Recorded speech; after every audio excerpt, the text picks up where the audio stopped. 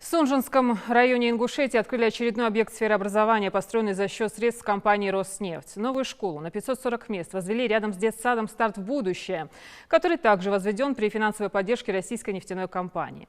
На торжественной церемонии присутствовали Юнусбек Евкуров и зампредседателя правления «Роснефти» Юрий Калинин. Подробнее Хава Султыгова. Глаз не оторвать от такой красоты. Здесь воплотим мы все свои мечты.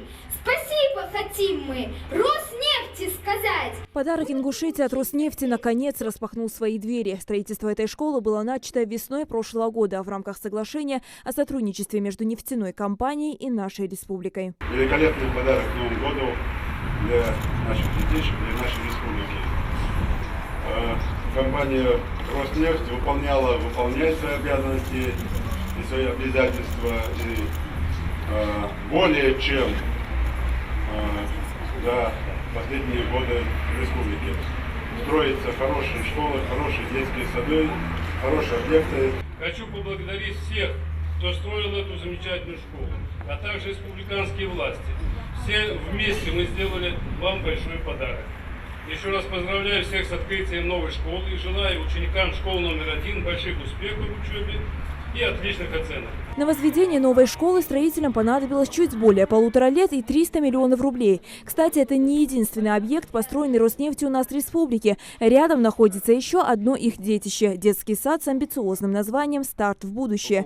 В детском саду для каждой группы предусмотрены игровые комнаты, спальни и раздевалки. Есть свой музыкальный зал, методический кабинет, столовый, медицинский блок и прачечная. И самое главное – настоящий бассейн для малышей.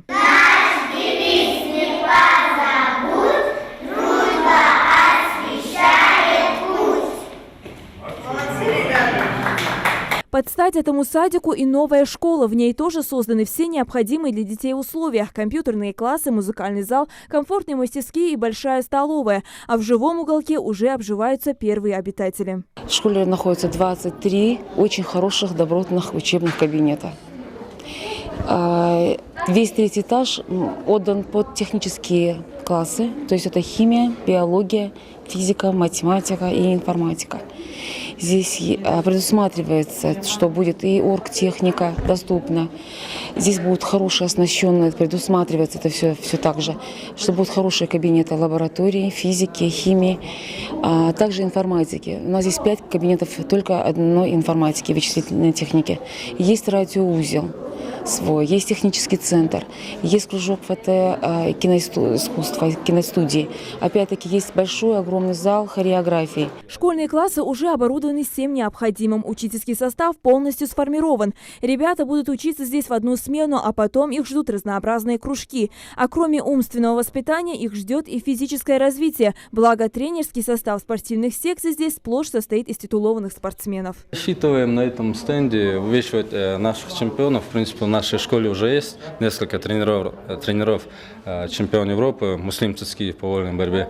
Также есть Башир Мистаев, чемпион Ингушетии по боксу. Это будут наши тренера. В будущем рассчитываем, что наши выпускники тоже будут, не чемпионами, но надеемся, хотя бы призерами будут. Словом, все условия созданы, и школьникам остается только учиться, и желательно на 5, а приступить к получению новых знаний в новых стенах они смогут после Нового года.